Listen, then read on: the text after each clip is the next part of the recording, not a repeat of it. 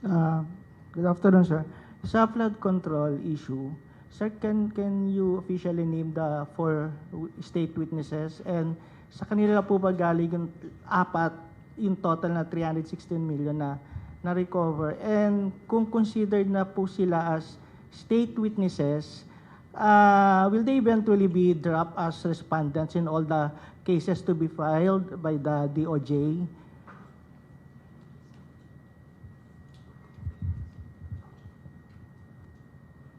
Okay, sa ngayon po, ang covered po ng ating Witness Protection Program ay sina Undersecretary Roberto Bernardo, si Engineer Henry C. Alcantara, si Engineer Gerard Opulencia at si Sally Santos.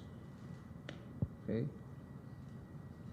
Sila po, tama po kayo, sila po ang nag-balik, nakabuang 316 million 381,500 pesos.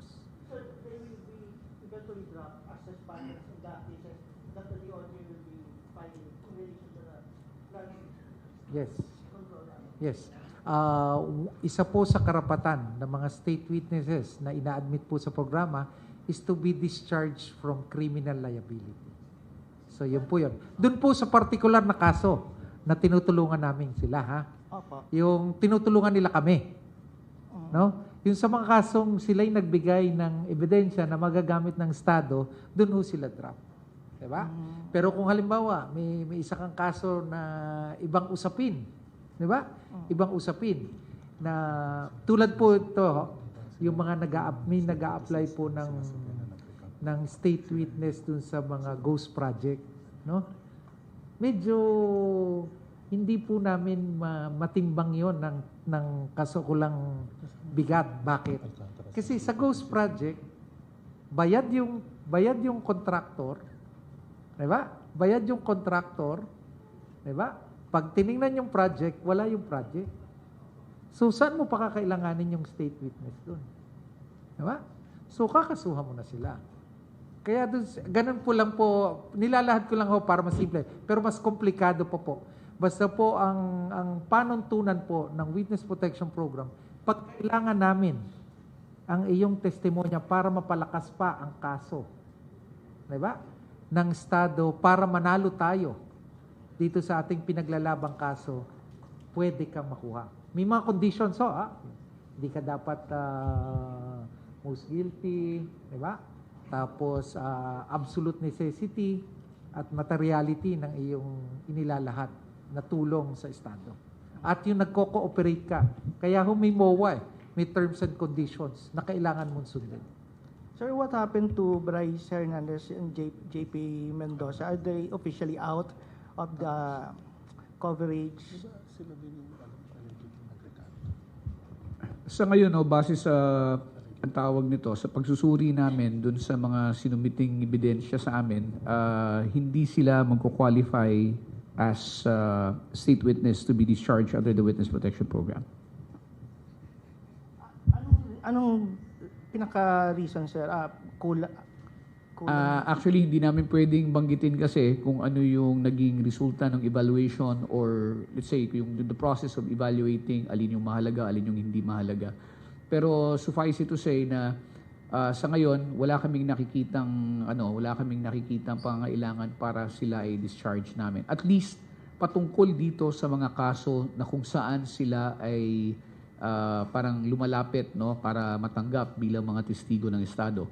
Pero hindi po ito nangangahulugan na if pagdating po ng when the future comes at meron pong kaso na maari silang tumistigo, maari pa rin namin pong ikonsidera kung ano man ang kanilang ebidensya na ilalahad sa amin. Clarify ko lang, sir. So, out silang dalawa dun sa Bulacan Ghost Projects. Ganun po ba yun, sir? Yes, kasi yun naman yung mga kaso na kinakaharap nila sa ngayon. Any update on Bernardo, Yusek Bernardo Anderson? Wala pa po siyang naibabalik na amount.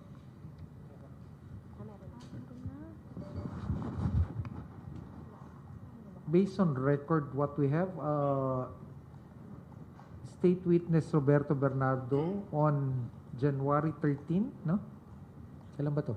Tuesday, returned 35 million pesos as an initial amount. This is cash po, sir. No, si Yusek. It's in the form of a manager's check and it's partial. Ang pinanggalingan nito ay pagbenta ng isang ari-arian niya, no? At ito pa lang yung down payment para sa ari-arian. At kung makuha na yung balanse, ay ibabalik din niya, ibibigay din niya dito sa DOJ, no? At ang timeline natin para dun sa balanse ay within the month of January. Pero sir, what is the total amount po yung dapat niyang ibalik talaga as part of his restitution?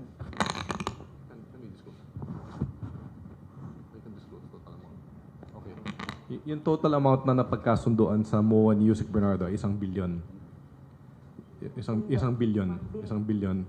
Tapos doon sa ari-arian na kasulukuyan ay nabenta na, ang makukuha ng pamahalaan doon, sumatotal ay 150 million. Yung 35 billion na pinasok nung Martes ay ano pa lang, down payment pa lang.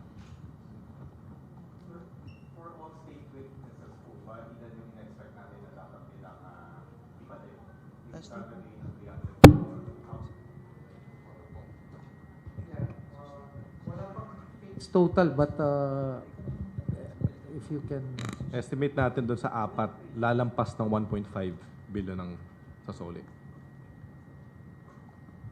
Sir, clarify lang, yung status ngayon ni na Bryce and JP Mendoza, are they still receiving any protection from DOJ or as respondent na lang po yung status nila? Ano po ba yung proper term po na pwedeng gamitin for them? Well, they are respondents in the cases, no? Protection naman, hindi naman makapagbigay ang WPP sa kanila. Kasi sa kasalukuyan, under the custody sila ng Senate, no? So, siguro yan ay isang bagay na pwede pag-usapan kung halimbawang palabasin na sila dun sa Senate, no? Parang, di ba, they were cited for contempt. So, nananatili sila doon.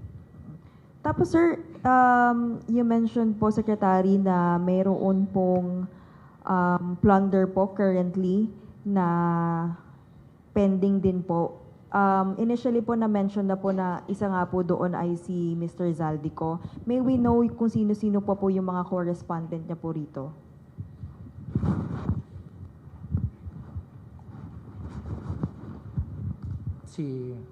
Would you have the records, please?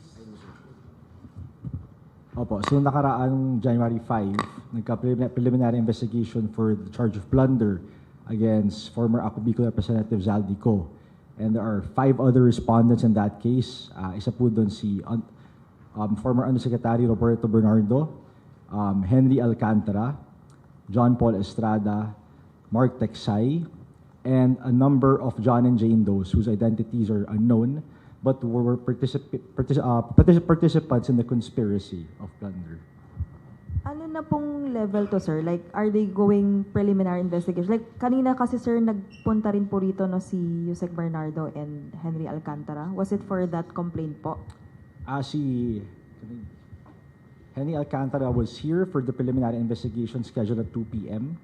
Nauna lang po siya because he wanted to have his counter-affidavit subscribed ahead of the PI. Sirs, with your indulgence po, clarification lang po, itong 4 ay state witnesses na talaga sila or provisionally accepted pa rin sa program? They're already state witnesses. Thank you po.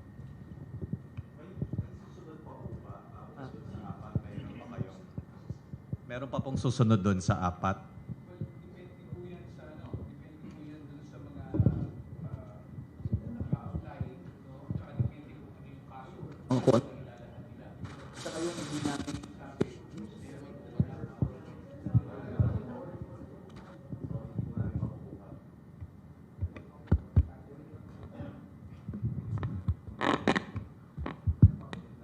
Okay, so hindi po natin pwedeng sabihin agad kung ilan or kung meron pa. Depende po yan kasi patuloy pa din naman yung ginagawang pangangalap ng ebidensya ng ating law enforcement patungkol sa iba't ibang aspeto ng flood control projects, no? Hindi na natin pinofocus lamang ngayon ang atensyon sa Bulacan 1st District, no?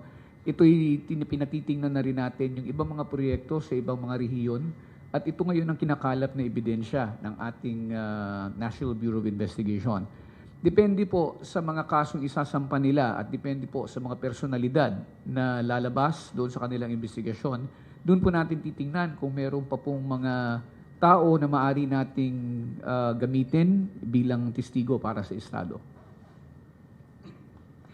Sir, yung dun lang sa part na restitution and maliban dun sa apat, sir, I mean, some other people na hindi pumasok diyan sa witness program should return money. Ano po ba, sir, ang pwedeng gawin ng government to recover this money? There was mention of Mr. That is due to return 1B, pero at the moment he's not in the program. Yung Mr. Yusek Bernardo? Yes. No, Yusek Bernardo is already admitted in the program. Pero sir, paano yun? May for future proceedings ba para do sa the rest? Definitely po. Kasi sa ating pong batas, no, yung sources of civil liability. Kasama po kasi yung sources of civil liability, yung criminal, no? Kasi pag ikaw ay hindi naman porke yung hinahabol natin ng mga akusado, pag sila ay napatunayan nating may kasalanan, at dahil dun sa kasalanan nila yon, sila ay may pananagutang magbalik ng pera, o di kaya lumabas dun sa kaso na yon, na yung bahagi nung kanilang tinitirang bahay ngayon ay galing sa illegal na pamamaraan, plunder, kung ano man, ill-gotten, kung ano man ho, may karapatan po ang Estado na habulin yon. Ang ano lang po nito, yung restitution, ito po yung mga kusang loob na nagbabalik sa state witnesses. Hindi po nito nababaliwala yung karapatan ng Estado na bawiin ng persahan. Kasi yun po ang layunin natin. Kailangan po mabawi natin yung pera natin. Nawala po yung pera natin eh. Hindi po natin absuelto. Pero maliwanag po na hindi po magbabalik lang sila, absuelto na sila. Diba? Hindi po ganun ang sistema to. May kasalanan kayo, may pananagutan, kailangan kayo managot sa batas. Diba? Sir, would like to ask lang po, sir. Okay. As of mid-January, the data here is that the AMLC, that the anti-money laundering, has frozen approximately 21.2 billion pesos. Okay? So, ito po yung mga pauna. So, ito po, kasama po dito. At ang halos, mayorya po dito, ito po yung hindi kusang nagsosolid. Diba? Kaya patuloy po ang pamamaraan ng ating pamalaan, yung iba't ibang ahensya ho, para ho mahabol ito. Sir, clarify ko lang po, yung sa plunder case, kasi sabi nyo, 3 high-value plunder case ang nandito sa DOJ. Tapos, sinabi nyo kanina sila, former Congressman Zaldico, Bernardo Alcantara, and several others. Sir, sila ba rin yung dun sa 3 cases?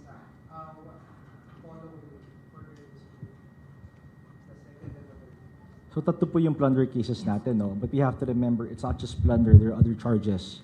Plunder lang yung, let's say, we could say the main charge. Tatlo po yan. The personalities that say that are yung mga high-profile personalities that the public may be interested in is Senator Bong Revilla, okay, Elizalde, as mentioned earlier, and si Senator Jinggoy Estrada. So, 3 separate cases of plunder po yan against each one of them respectively. Along with plunder, klaruhin lang po natin na dun po sa, let's just tackle one, yung first plunder case na nagka-preliminary investigation last January 5. That's plunder along with violation of RA 3019, which is the Anti-Graft and Corrupt Practices Act, and RA 6713. So ito yung kila ko. Correct. Thank you, sir. Sir, balikan ko lang po yung sa restitution money, sir. Sir, kamakailan lamang po kasi kumalat yung information about recantation. Gusto lang po namin malaman what will happen sa restitution money if ever in case na may mag-recant po sa mga nagbalik ng restitution or sa money, sir. First po, walang nagre-recant. Okay, para maliwanag ho. Niliwanag na rin yan ng ating state witness. Wala po nagre-recant. Okay? Pangalawa po, kung ang tanong is, anong epekto pag nag-recant dun sa binalik ng pera? Nasa gobyerno na yun eh. Pera ng bayan yun. Hindi na natin yun ibabalik sa kanila. Kaya nga binalik nila yun eh. Alam nila na hindi kanila yun eh. Illegal nilang nakuha yun eh. So, atin na yun. Sa mamamayan na yung pera yun. That's a direct answer to your question, sir. Sir, clarification lang po. Doon sa plunder cases where... Dako, tama si Yusek, ano. Pero yung recantation ay paglabag sa iyong sinumpaan at pinangako sa pagpasok sa witness protection program. Pero wala ho, nililiwan ka, wala po tayong state witness dito sa flood control na nagre-recant at so far, at sana po wala mag-violate ng kanilang mga kondisyon, no, ng pagiging state witness. Pag meron po silang violation dun sa mga kondisyon, yung terms and condition na kanilang pinasok, kasi ang kapalit nga nun, dinischarge natin sila from criminal liability. Pero pag may violation sila, buwelta tayo. Babalkan natin sila lahat. Tandaan nila, lahat ng mga pag-amin nila, kaso na sila kaliwat kanan. Pero sa akin nga, sa ngayon na sila'y nakikipagtulungan sa atin para mabuo natin at mapatibay ang kaso laban dun sa mga principals. Diba? Sa akin, huwag niyong kulayan. Yung kasalukuyan natin mga state witnesses nakikipagtulungan sa atin. Walang recantation at ganun po yung consequence na. So, sana po ay nasagot ko yung inyong katanungan, sir. Sir, clarification lang po. Doon po sa plunder cases where Mr. Bernardo and Alcantara are respondents, will they be eventually dropped as respondents and be utilized as state witnesses? Yes. Thank you, sir.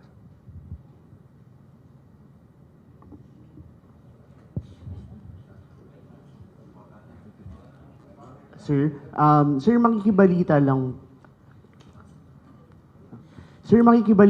po ng if we have info po sa whereabouts po ni Sec Bonoan and kung may efforts po tayo sa pag-track po nung whereabouts ni Sec Bonoan ngayon. Thank you po.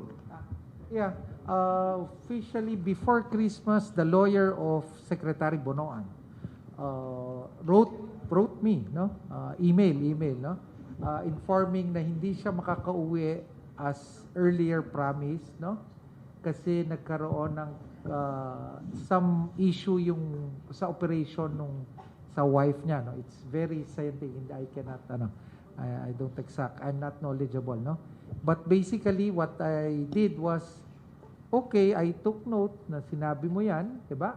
Pero first, bigyan mo ko ng impormasyon kailan siya babalik. At pangalawa, I need information as to yung mga kamag-anak mo na tinitigilan mo dyan sa US at saan. Diba? So, that's basically the communication po.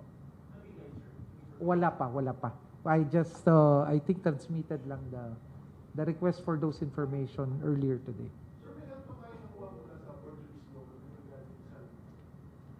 Ano yan, please? Locating Saldico? Wala. Well, I have no idea. Okay. Okay. Wala na po. Let's wrap things up. Last Isa question. lang. Mayroon. Sir? Oo. Yung kay Hernandez, sir, and Mendoza, parang considering na parang sila rin yung, at least Hernandez, isa sa mga naunang nag-mention ng mga names, tapos nagbalik pa siya ng car. Pwede po bang nakasama pa pala yung pagsasabi niya na yon? And parang po ni Joel, pwede naman bang maging mitigating yon na sa mga liabilities niya in the future because meron na po silang nasabi at naibalik?